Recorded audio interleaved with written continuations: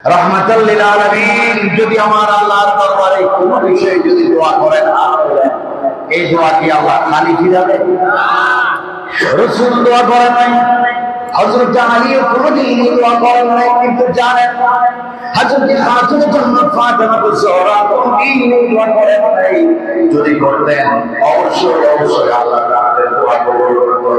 সেই কারবালার মর্মান্তিক ঘটনা থেকে আমার আল্লাহ হোসেনকে হেফাজত করতেন, কিন্তু বেউরি করেন নাই, খাতুনে জান্নাত করেন নাই। যার কারণ হলো তারা এমন বান্দা বান্দি আল্লাহর ফয়সালায় সবসময় তারা সন্তুষ্ট থাকেন।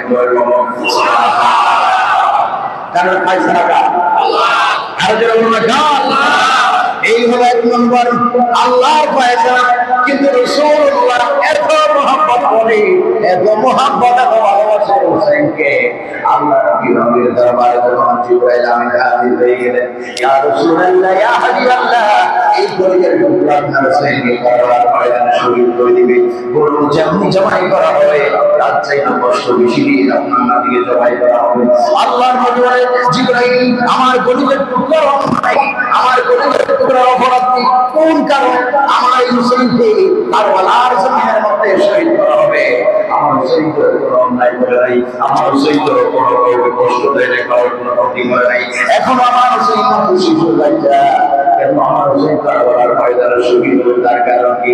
জিবরাইল আমিন গায়েব হয়ে গেলেন, অদৃশ্য হয়ে গেলেন। কিছুক্ষণ পর জিবরাইল আমিন মুহূর্তের মধ্যে হাজির হয়ে গেলেন। ইয়া রাসূলুল্লাহ, ইয়া হাবিবাল্লাহ, আপনার হোসেনের শাহাদাতকে আল্লাহ কবুল করে দেন শুধুমাত্র একটি কারণ, আপনি যেদিন দুনিয়ার বুকে আগমন করেছিলেন, আপনি দুনিয়ার বুকে আগমন করা মাত্র আপনার আমেনার পেটে থেকে দুনিয়ায় করা মাত্র আপনি সিজদা দিয়েছিলেন। ওই সিজদার মধ্যে আপনি বলে দিয়েছেন, রব্বি হাবিলি উম্মতি, রব্বি হাবিলি উম্মতি। ইয়া আল্লাহ, বলে আপনি কেঁদেছেন। ইয়া রাসূলুল্লাহ, সারাটা জীবন আপনি উম্মতের জন্য কেঁদেছেন, রব্বি হাবিলি উম্মতি উম্মতি। ইয়া রাসূলুল্লাহ, ইয়া হাবিবাল্লাহ, আপনি যে সারাক্ষণ সবসময় সারাটা জীবন আপনার উম্মতের জন্য কাঁদেন, সেই জন্য আল্লাহ পাক আপনার আদরের নাতি হুসাইনের শাহাদাত এই জন্য কবুল করেছে। আপনার হুসাইন একজন নাতি কারবালার ময়দানে ইসলামের জন্য, ঈমানের জন্য জীবন দিবে। ওই হুসাইনের শরীর মোবারক থেকে শাহাদাত হওয়ার মুহূর্তে রক্তগুলো যখন বাইর হয়ে কারবালার ময়দানে পড়ে যাবে, আপনার পরিজান টুকরা নাতি হুসাইনের শাহাদাতের সময় রক্তের প্রতিটি ফোঁটার বিনিময়ে আপনার লক্ষ লক্ষ লক্ষ লক্ষ কোটি কোটি গুনাহগার উম্মতকে আমার মহান আল্লাহ আখিরাতে জান্নাত দান করবে। ইয়া রাসূলুল্লাহ, আর জোরে বলুন ইয়া রাসূলুল্লাহ। সেই হুসাইনের প্রেম আমরা চাই কি চাই না? ইমামে পাক ইমামে হোসেন রাত্র নিশির রজনীর মধ্যে ইমামে পাকের চক্ষু মুবারকের মধ্যে, ইমাম হুসাইনের চক্ষু মুবারকের মধ্যে মুখের ভাবে সেগুলো কান্নার ভাবে সেগুলো ইমাম হুসাইন ওই মুহূর্তে সেটা ফেলে দিলেন, পাথরের উপরে সেটা ফেলে দিয়ে তিনি ঘুম যাচ্ছেন। ওই ঘুমের ঘরে তিনি স্বপ্ন দেখলেন মদিনার নবী রাসূলুল্লাহ তার রান মুবারকের উপরে ইমাম হুসাইনের সের মুবারক রেখে কোলে নিয়ে আবার পৌঁছে যাবে। ইমাম হুসাইনের মাথা মুবারক নবীজির কোল মুবারকের উপরে স্বপ্ন দেখলেন। ইমাম হুসাইন বলে, আমি স্বপ্ন দেখছি আমার নানা সত্যকারে আমাকে যেমনি ভাবে আদর করে জড়াই ধরে আমার জবানের ঠোঁটের মধ্যে চুমা খাই করলো, আমি দেখতে পাচ্ছি আমার নানা আমার জিহ্বায় আমার ঠোঁটে চুমা দিচ্ছে। আমার নানা যেন আমার কপালে চুমা দিচ্ছে, আমার নানা যেন আমার কণ্ঠে চুমা দিচ্ছে। ইমাম হুসাইন বলে, দাদা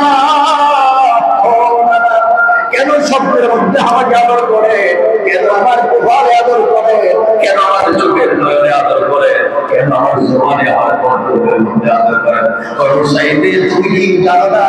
ও হুসাইন রে, আমি দেখতে পাচ্ছি তুমি আগামীকাল খুব ক্ষুধার্ত অবস্থায়, খুব তৃষ্ণার্ত অবস্থায় তুমি শহীদ হবে। হুসাইন, আমি রাসূলুল্লাহ তোমাকে সান্ত্বনা দিচ্ছি, আদর করছি, যাতে তুমি ওই মুহূর্তে ধৈর্য ধারণ করো।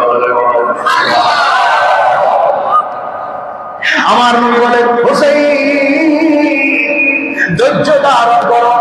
হুসাইন, ওই যে তুমি তাকাইয়া দেখো, ওই তুমি তাকাইয়া দেখো, পবিত্র রূহগুলা তোমার জন্য অপেক্ষা করতে আছে। সুবহানাল্লাহ।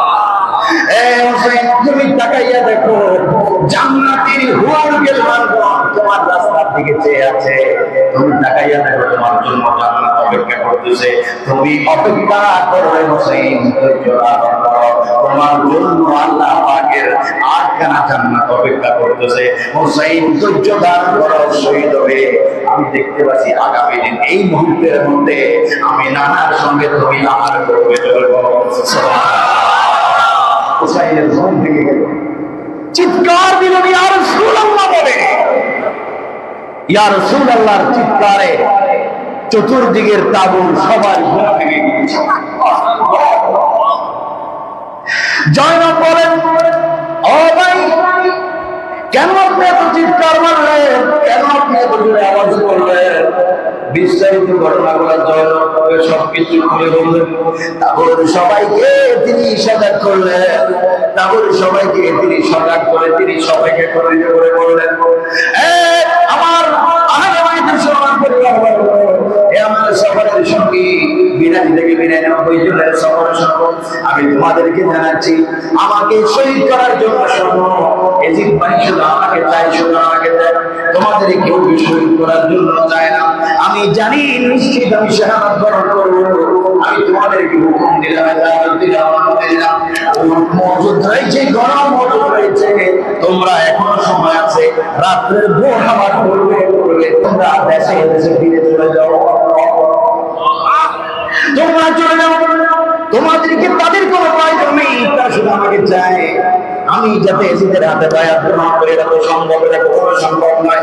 আমার জীবন চলে যাইতে পারে, আমি আমার সন্তানগুলাকে দিন দাঁড়াইতে পারি, আমি আমার স্ত্রীগুলাকে আমি বিধবা বানাইতে পারি, আমি আমার পরিবার বর্গকে হারাইতে পারি, কিন্তু আমার না ইসলামকে পরবর্তীতে আমি দিব না। আমার জীবন চলে যাবে, আমি হুসাইন ইসলামের জন্য আমার জীবন আমি কোরবান করে দিব। জোরে বলুন সুবহানাল্লাহ। হযরত ইমাম হোসেন বললেন, আপনারা চলে যান। হে আব্বাস ইবনে আলমদার, হে আমার ভাই হাসান মুস্তাফার সন্তান, হে আব্দুল ইবনে হাসান, হে কাসিম বিন হাসান, হে ওমর বিন হাসান, হে আবু বকর বিন হাসান, ও আমার সকল সুন্নিগণ, চলে যাও, চলে যাও, চলে যাও। আমি মোকাবেলা যদি করতে হয়, আমি একা একা মোকাবেলা করব, আমি একা একা তাদের সঙ্গে লড়ে যাব। সবাই চিৎকার দিয়ে বললেন, ইমামে আলী মাকাম, যদি আপনি একা একা শহীদ জিহাদ করি, আপনি যদি কারবালায় শহীদ হয়ে যান, আমরা আপনার পর জীবিত থেকে এই জীবিত থাকাটা আমরা ভালো মনে করি, আপনার পরে আমরা দুনিয়ায় থাকতে চাই না। যদি জীবন আপনাকে দিতে হয়, আমরা ওয়াদা করছি আপনার আগে আমরাও আমাদের জীবনটা দিয়ে দিব। বলে বলো, কেন আপনি আমাদেরকে সরাই দিচ্ছেন? কেন আপনি আমাদেরকে তাড়াই দিচ্ছেন?